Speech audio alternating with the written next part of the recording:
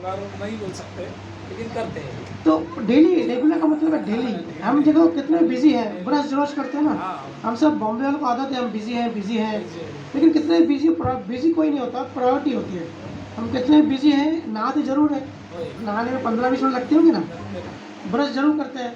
अब ऐसा थोड़ी है हम बिजी हैं तो हम नहाते नहीं हैं या खाना जरूर खाते हैं। हाँ, तो बात प्रायोरिटी की होती है। प्राइवेट, मुझे जो बोलते हैं ना कि भाई भाई भैया भजन सिमरन करने की इच्छा होती है लेकिन मैं कर नहीं पाता क्योंकि बिजी हूँ, तो मैं बोलता हूँ तू झूठ बोल रहा है। हाँ, ऐसा बोल, प्रायोरिटी नहीं है। उसको कौन बैठे और बैठ बैठ कर राम नाम सिमरन करे और मन में ख्याल आता है कि अभी टीवी में प्रोग्राम आ रहा होगा, वो कौन है, एकता एकता कपूर के प्रोग्राम आ रहे होंगे, हाँ, या कुछ कॉमेडी शो आ रहा होगा, या मेरा कस्टमर वेट कर रहा होगा, या मैं बाहर जाऊँ दोस्तों से मिलूँ। मन उसका खुशी ढूँढता है, वहाँ चला जाता है, ऐसा है। प्रकृति, हाँ, क्योंकि मन जो है ना प्रकृति का बेटा है, बेटा है उसका। तो वो भगाता है कि भजन सिमरन मत करो, चलो बाहर जाते हैं। बराबर, वो अंदर खेल खेलता है और हम फंस जाते हैं उसके बस चक्कर में। वक्त के चक्कर में। जब भी ऐसा होना, अगर आप नहीं जीत पाओ मन से, हाँ, तो गुरु को प्रार्थना करो कि मैं भजन सिमरन करना चाहता हूँ लेकिन मुझे माया शक्ति प्रकृति मेरे ऊपर हावी हो रही है। गुरु को रो के प्रार्थना करो, देखो मन हट जाएगा।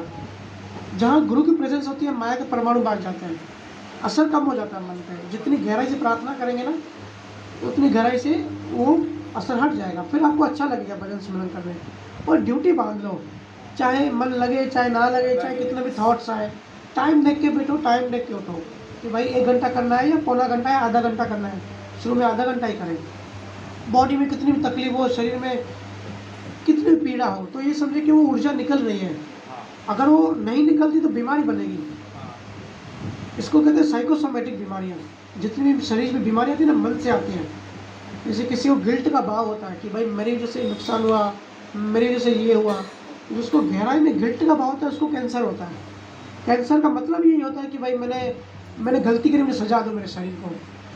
या कोई अहंकार की बीमारी होती है, अहंकार होता है तो उसके घुटनों में दर्द होना चालू हो जाता है, उसकी पीठ देखो स्पाइनल कॉर्ड टेढ़ी होने लगती है, तो उसको कहते हैं साइकोसोमेटिक। मन से शरीर में बीमारियाँ आती हैं क्योंकि ऊर्जा है, वो पूरा ऊर्जा का खेल है। अल्बर्ट आइंस्टीन का फेमस फार्मूला है E=mc²। ई मतलब एनर्जी, mc² मतलब पदार्थ, कि जो एनर्जी है वो पदार्थ बनेगी। ऐसे ही हमारे सतगुरु ने ज्ञान भी दिया है कि जो आज हम कर्म करेंगे वही हमको भुगतना पड़ेगा। तो भुगतता कौन है? शरीर भुगतता है ना, मतलब जो ये हमारा 5 तत्वों का शरीर है, लेकिन कर्म की ऊर्जा होती है वो हमारे अंदर होती है, हमारे सबकॉन्शियस में। इससे पहले कर्म हमको परेशान करे, हमको मारे, हम उसको मार दें भजन सिमरन से, वो प्रारब्ध बन जाए, उद्यम में ऊर्जा, उद्यम में आ जाए, ऊर्जा का पदार्थ बने, उससे पहले हम उसको ख़त्म कर दें। ये महाराज जी की वो विज्ञान है, वो साइंस है। जब तक हमको इसकी महिमा नहीं पता तब तक हम प्रायोरिटी नहीं देंगे। एक बार महिमा पता पड़ गई और अनुभव में आ गया कि भाई कितना शांति, कितना आनंद आ रहा है और रोज़ की लाइफ में, तो फिर हम दूसरे काम छोड़ के भी पहले भजन सिमरन लग जाते हैं। इसलिए महिमा को समझो, प्रैक्टिस करो, उसकी वैल्यू समझो, कुछ भी काम नहीं आने वाला अंत में। तो हमें फिर कर्मों पे डिपेंडेंट होना पड़ेगा, क्या हमारे जो कर्म है उसके ऊपर डिपेंडेंट होना पड़ेगा। डिफरेंट हम सब हैं ही, हमारी ज़िंदगी कर्मों के हिसाब से ही चलती है, पूरा हिसाब होता है, लेन देन होती है। कल मैं सोचूंगा कि मुझे मेहनत करनी नहीं है, पिछले जन्म में जो भी कर्म होंगे मैं आनंद से भोगूंगा, तो ऐसा हो सकता है? नहीं, कर्म सत्ता ऐसी चीज़ है, अगर आपसे मेहनत करवाने तो मेहनत करवाएगी। आप भले सोचो, भले कोई जेल में बैठ जाए कि मैं फोकट का मुझे खाना मिले, मैं कुछ नहीं करूँगी, कर्म सत्ता वहाँ भी उसे काम कराएगी। आप कोशिश करो, ये भी कर्म में लिखा होता है। जैसे कोई दिल्ली में रहता है, कोई लखनऊ में रहता है, मुंबई आते हैं काम करने, ठीक है, तो वो जो ट्रैवल करके आते हैं या कल्याण से डेली जो अप डाउन करते हैं, कोई बीटी में जॉब करता है, तो दो घंटे की 1 घंटे की जो लोकल ट्रेन की जो जर्नी करते हैं, तो ये भी लिखा होता है कर्मों में। किसी किसी को नहीं पूछता जिन ट्रैवलिंग कर, किसी को जॉब करने में मज़ा नहीं आता, लेकिन वो करना पड़ता है। कोशिश जो होती है, जो मेहनत होती है शरीर से, वो भी कर्मों की वजह से ही होता है। ये जो भक्ति होती है ये सिर्फ मनुष्य की होती है, बाकी सब प्राणियों की क्यों नहीं होती? उनके भी तो कर्म होंगे ना? नहीं, 4 गतियाँ होती है, नर गति, देव गति, जानवरों की गति और मनुष्य गति। मनुष्य को छोड़ के सिर्फ मनुष्य गति ऐसी है जिसमें कर्म बना सकते हैं, नए फ्रीडम होता है। बाकी तीनों गतियाँ डिस्चार्ज होती है। तीनों गति में कर्म सिर्फ भोगना होता है। जैसे जानवर है, शेर है, अब कोई इंसान अगर मांस खाता है तो कबीर साहब ने विज्ञान बताया ना कि भाई कर्म कैसे हिंसक कर्म बनते हैं मांस खाने से, नॉनवेज खाने से। जैनिज्म में इतना क्यों है कि भाई अहिंसा बनो, अहिंसा परमो धर्मा, क्योंकि पूरे वो विज्ञान निकाला कि हिंसक कर्म कैसे बनते हैं। ऐसे कबीर साहब ने भी बताया अपने बीजक ग्रंथ में। लेकिन शेर हिरन खाता है, शेर को कर्म नहीं लगेगा क्योंकि शेर की प्रकृति वैसे है और शेर को पता भी नहीं वो क्या कर रहा है, उसको जैसे प्रकृति डिजाइन करती है उसको वैसे ही करना है। गाय को या घोड़े को गधे को मांस खिलाओ नहीं खाएगा क्योंकि प्रकृति वैसे है। और हम इंसान भी है ना, जानवर हैं, दो टाइप के जानवर होते हैं, एक जो मांसाहारी होते हैं, एक शाकाहारी। तो गाय, घोड़ा, भैंस, गधा और हम इंसान, हाथी, हमारी इंटेस्टाइन बड़ी होती है तो ये प्रकृति के हिसाब से शाकाहारी होनी चाहिए क्योंकि इंटेस्टाइन बड़ी है मतलब प्रोसेस होगा। वो तो पत्ते जैसे सूर्य से खाना बना लेते हैं, अपना ग्लूकोज बना लेते हैं। हम इंसानों को खेती करनी पड़ती है, खेतों से फिर वो सब्जी बनती है, सब्जी में ऊर्जा होती है, वो सब्जी पकाती है, फिर हम लोग खाते हैं, फिर वो प्रोसेस होता है, उससे जाके ग्लूकोज बनता है, ग्लूकोज से शरीर को ऊर्जा मिलती है। ठीक है, मतलब लंबा प्रोसेस है। तो लंबे प्रोसेस के लिए लंबी ये चाहिए, इंटेस्टाइन चाहिए। इसलिए देखो हाथी की, घोड़े की लंबी होती है इंटेस्टाइन और सबसे बड़ी हमारे इंसानों की होती है। तो ये इसमें साबित होता है साइंटिफिकली कि हम इंसान शाकाहारी हैं। तो जो मुस्लिम या दूसरे जो तर्क देते हैं कि भाई नॉनवेज खाना चाहिए, तो पहली बात तो उनको आप साइंटिफिकली बता सकते हो कि इंसान जो है वो वेज खाने के लिए पैदा हुआ है क्योंकि इंटेस्टाइन बड़ी है। अगर छोटी होती तो, छोटी मतलब ज़्यादा प्रोसेस नहीं है, डायरेक्ट शेर क्या करता है, मांस खाता है, मांस तो पहले से ही मांस है तो ज़्यादा प्रोसेस नहीं है, जाके वो अंदर प्रोसेस होता है और उनका ग्लूकोज बनता है, ऑक्सीजन और हाइड्रोजन बनता है, ग्लूकोज बन जाता है। तो ऐसे शेर को शक्ति मिल जाती है।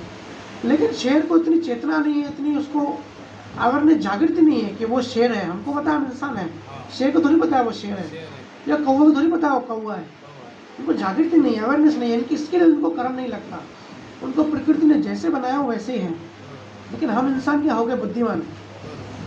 हमको प्रकृति ने तो शाकाहारी बनाया, लेकिन हम अपनी बुद्धि से प्रकृति को तोड़ के हमारे जो स्वभाव है उसके बाहर आ गए। हम लोग ना सिर्फ नॉनवेज खाना शुरू किया, चाइना में देखो क्या क्या खाते हैं वहाँ पे, खेकड़े, सांप, कछुए सब जिंदा खाते हैं और एंजॉय करते हैं, टेस्ट को एंजॉय करते हैं। वहाँ तो इंसानों को, बच्चों को भी खाते हैं, ऐसा सुनाई दिया है। तो वो उनके भारी कर्म बन रहे हैं हिंसक के, तो वही सब तो जानवर गति में आ गए। तो कहने का मतलब कर्म बनाने की जो सत्ता है वो सिर्फ इंसानों में है। इंसान को मिला है। जब हम कंपैरिजन करते हैं, आप चाइना की बात कर रहे हो, थ्रू वर्ल्ड जब हम कंपैरिजन करते हैं तो कितने परसेंटेज लोग हैं जो शाकाहारी है, तो कितने परसेंटेज लोग हैं कि जो मांसाहारी है। 80% अगर आप गूगल करेंगे 70-80% लोग नॉनवेज खाते हैं, हार्डली 20-30% चक्र वेजिटेरियन। चलता कैसे, जो अपन 84 लाख योनि का चक्र जो बोलते हैं, तो ये चक्र चलता कैसे, तो ये 20% लोग ही इंसान बनते हैं क्या? नहीं, बताता हूँ। इंसान बनना अलग बात है और मांसाहार खाना अलग बात है। देखो जो मांसाहार, पहले समझते हैं कि इंसान कैसे बनता है। मैंने जैसे 4 टाइप की गतियाँ बताई। अगर हमारे पूरे जीवन भर में 51% से ज़्यादा कर्मों का सार, एवरेज सार समझते हैं ना, ह्यूमन बीइंग का कर्म है 51% ज़्यादा, तो हम ह्यूमन बनेंगे। अगर 51% ज़्यादा हम बहुत धार्मिक है, धार्मिक हमारे कर्म है, तो स्वर्ग गति बन जाएगी। अगर 51% से ज़्यादा नारकी है, राक्षसी कर्म है, जैसे हम टेररिस्ट वगैरह देखते हैं, ठीक है, नारकीय कर्म है, तो नर्क में जाता है। तो ये कौन सी गति में जाएगा, और ये ऊपर नीचे होता रहता है। आज से 200 साल पहले अगर आप पकड़ेंगे डेटा, तो इंसान कम थे, जानवर ज़्यादा थे, या करोड़ साल पहले डायनासोर थे, जानवर ज़्यादा थे। अभी 100 साल में, पिछले 400 से 800 करोड़ लोग 100 साल में डबल हो गए धरती पे। मतलब जानवर कम हो गए, इंसान ज़्यादा हो गए, ठीक है। लेकिन इवन थर्मोडायनेमिक्स का भी, ऊर्जा का भी नियम है और आध्यात्म के भी नियम है कि ऊर्जा को ना पैदा कर सकते हैं ना ख़त्म कर सकते हैं, सिर्फ फॉर्म बदल सकते हैं। सुना होगा ना आपने कि ऊर्जा को मार नहीं सकते, सिर्फ फॉर्म बदल सकते हैं। तो पहले जो जानवर थे अभी वो इंसान बन गए। न्यूटन्स लॉ है। हाँ, न्यूटन्स लॉ है। नहीं, वो एक्शन और रिएक्शन है, वो अलग है। Energy can be neither created nor destroyed, but it can be transformed from one form to another. हाँ, थर्ड लॉ न्यूटन का भी है, उससे पहले संतों का है। मेरे को संतों का ही ध्यान में रहता है। तो उदाहरण ले ना। हाँ, गुरु नानक ने भी आदि गुरु ग्रंथ में बताया। तो ये होता रहता है, पर्टिकुलर टाइम में इंसान ज़्यादा होते हैं, पर्टिकुलर टाइम में जानवर ज़्यादा होते हैं। 200 साल पहले जानवर ज़्यादा थे, इंसान कम थे। आज जो प्रेजेंट टाइम चल रहा है, आज इंसान ज़्यादा है। लेकिन आज अगर प्रोडिक्शन देखेंगे, इवन चाइना में भी पहले 1 चाइल्ड पॉलिसी थी, पता आपको? अभी इन्होंने वो हटा दी चाइल्ड पॉलिसी। अभी की प्रोडिक्शन ऐसी है कि नेक्स्ट 150 साल बाद मनुष्य कम हो जाएंगे, जानवर ज़्यादा हो जाएंगे। आज ही इन्होंने डेटा एनालाइज कर लिया, इसके लिए चाइना में पॉलिसी हटा दी, क्योंकि लोग अब कम हो रहे हैं। क्योंकि जिस हिसाब से एटम बॉम्ब्स और सब डिफेंस बन रहे हैं, और आप देख रहे हो न्यूज़ अगर देखते हैं, दुनिया भर में लड़ाइयाँ लग रही हैं। रशिया और यूक्रेन की चालू ही है, रूसिया। तो ऐसे इन्होंने प्रेडिक्ट किया है कि जैसे पानी भी कम है और सोर्सेज भी धरती के कम हो रहे हैं और टेम्परेचर बढ़ रहा है, तो उनको भी ऐसा अनुमान लगा रहे हैं कि 150 साल बाद इंसान कम हो जाएंगे, जानवर ज़्यादा हो जाएंगे। तो ये कुदरती खेल है। कुदरत अपनी डिज़ाइन, अपने एल्गोरिथम से ये करती रहती है 200 साल 300 साल में, ठीक है, अपने अपने हिसाब से। लेकिन लॉ ऑफ कर्मा के हिसाब से एक तो मनुष्य बने हम, ठीक है, उसमें से भी आपने कहा कि वेजिटेरियन कितने हैं, नॉन वेजिटेरियन कितने हैं। तो दुनिया में देखेंगे तो सबसे बड़ा धर्म क्रिश्चियन है, क्रिश्चियन एक पूरा मांसाहारी होता है। सेकंड नंबर मुस्लिम है, सब मुस्लिम मांसाहारी होते हैं। उसके बाद हमारा हिंदू धर्म आता है 3 नंबर। हिंदू धर्म में कुछ खाते हैं, कुछ नहीं खाते नॉन वेज, ठीक है। तो अब ये डिपेंड करता है कि किसकी आध्यात्म डेवलपमेंट कितनी है। अगर इस जन्म में कोई खा रहा है लेकिन अंदर से उसका भाव है कि नहीं खाऊं, या अंदर से वो ज्ञान किसी गुरु के पास गया, जैसे हम सब आजू बाजू वाले मंगाते हैं कि आओ सत्संग सुनो, ठीक है, तो वो सत्संग सुन रहे हैं, ज्ञान सुन रहे हैं, तो उसके अंदर एक जागृति आ गई कि यार सही में मांसाहार नहीं खाना चाहिए। 4 तत्वों का वो मटेरियल होता है जो हमारे अंदर जाता है, हम वेजिटेरियन के हिसाब से पैदा हुए तो उनको शाकाहारी खाना चाहिए। इसके अंदर उसका भाव आ गया, तो नेक्स्ट जन्म में फिर वो अध्यात्म में आगे अगर बढ़ रहा है तो ऑटोमेटिकली वो खाना बंद कर देगा, उसको इच्छा ही नहीं होगी। बहुत सारे लोगों को तो पेट में नहीं होता, बचपन से नहीं खाते। कुछ होते ना बच्चे, आप खिलाओ नहीं खाएंगे, क्योंकि वो पिछले जन्म से भक्ति करते हुए आएंगे। तो डिपेंड करता है कौन कितना भक्ति में हो, कौन कितना अध्यात्म में है, किसको कितनी जागृति है। ये परसेंटेज अलग अलग होती है सबकी। और बहुत बार ऐसा भी होता है कि कोई भक्ति में होता है लेकिन फिर गुरु से कनेक्शन टूट गया, भक्ति से हट गया, फिर वो नीचे गिर जाता है माया में, फिर वो खाना पीना, जुआ और वासना वो सब फिर करने लगता है, फिर वो दूसरे जन्म में फिर वो खाने लगता है। या बहुत जगह ऐसे देखा होगा, लोग ऐसे होते हैं कि मांसाहार तो खाते हैं लेकिन आदमी अच्छे होते हैं, अच्छे ह्यूमन बींग होते हैं, दान धर्म करेंगे, धार्मिक कर्म करेंगे, ऐसे भी होते हैं ना। तो वो अगर धार्मिक कर्म ज़्यादा करेंगे, 51% ज़्यादा, तो वापस इंसान ही बनेंगे, लेकिन फिर मांसाहार खाएंगे और भक्ति उनके अंदर पैदा नहीं होगी, लेकिन अच्छे इंसान होंगे। तो हर टाइप के इंसान होते हैं दुनिया में। हम जो हैं, जो एक तो मनुष्य बन गए, 2023 में मनुष्य बन के बैठे हैं, शरीर लिया, मनुष्य बने और हिंदुस्तान में पैदा हुए, जहाँ संतों की नगरी कहते हैं। चारों तरफ अलग अलग लेवल के ज्ञान तो है ही। अब यूरोप जाओ, वहाँ ज्ञान नहीं मिलेगा। मैं स्पेन गया, दुकान में जाके सिर्फ मोक्ष की बात कही उससे, तो बोले मोक्ष क्या होता है, हमको थोड़ी पता है। तो बेचारे की हालत बहुत ख़राब है, अंदर में परेशान है।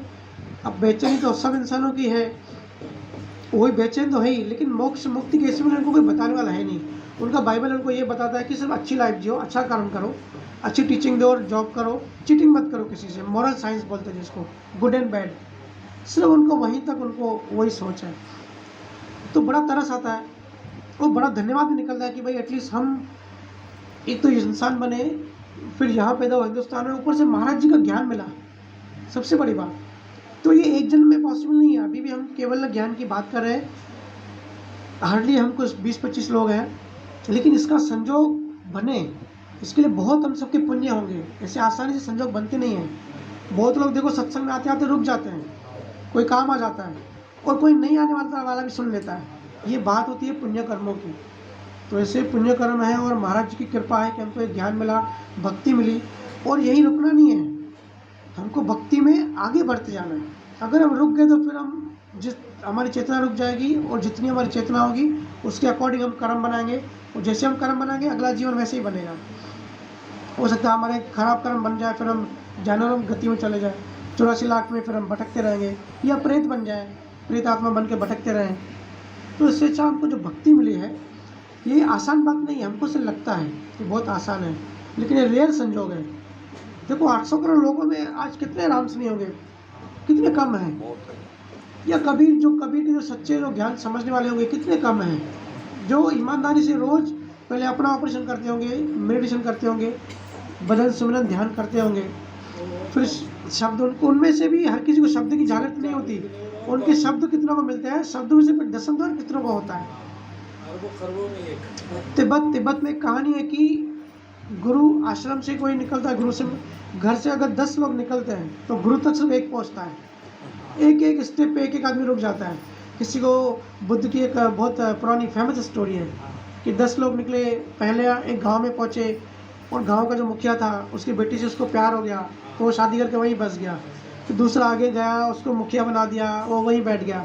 ऐसे करते करते 10 निकलते हैं, गुरु के पास सिर्फ एक पहुँचता है। तो ये बात हम सब में भी देखी है। तो राम शनि में भी कितनों को शब्द जागृत होता है, उसमें से कितना अनुभव करते हैं, उसमें से कितना ऊपर से उनकी समाधि लगती है और उसमें से कितना जो सत्य स्वरूप का पूरा विज्ञान समझ लेते हैं। महाराज ने जो दिया है एज इट इज समझ पाते हैं। महाराज जी ने जो ज्ञान दिया है अभी बहुत लोग नहीं समझते, क्योंकि महाराज जी ने बहुत चेतना की ऊंची लेवल से दिया है और हमारी चेतना नीचे है। कोई भी बात अगर कोई ऊपर चेतना से बोली जाती है और अगर हमारी चेतना उस लेवल तक नहीं है तो हम उस अर्थ का अनर्थ कर देंगे। बहुत बार ऐसा होता है साखी समझते नहीं है या उसका मर्म नहीं समझते, उसका गूढ़ अर्थ नहीं समझते कि महाराज क्या बोलना चाहते हैं और हम अपना ही मन के हिसाब से अर्थ कर लेते हैं। तो ऐसा होगा कि हर किसी की चेतना की लेवल अलग है। MBA जो अगर किसी ने MBA किया होगा ना तो MBA में सिखाते हैं कि परफेक्ट कम्युनिकेशन क्या होता है। अगर कोई ऊंचा आदमी है नीचे आदमी को कोई बात कह रहा है तो परफेक्ट कम्युनिकेशन नहीं है, क्योंकि जो बड़ा आदमी है बुद्धिमान है और बेवकूफ़ है तो बुद्धिमान जो बोलेगा वो कम अक्ल वाले को नहीं पहुंचेगी बात, वो परफेक्ट कम्युनिकेशन नहीं है। दो इक्वल लेवल के लोग जब बात करते हैं ना उसको कहते हैं परफेक्ट कम्युनिकेशन। ऐसे ज्ञान में भी है, जिसकी चेतना ऊपर होती है वो पहुंचती है 100% उसी के पास पहुंचती है जिसकी चेतना ऊपर होती है। ठीक है। तो इसलिए हम जहाँ हैं वहीं से शुरुआत करनी है।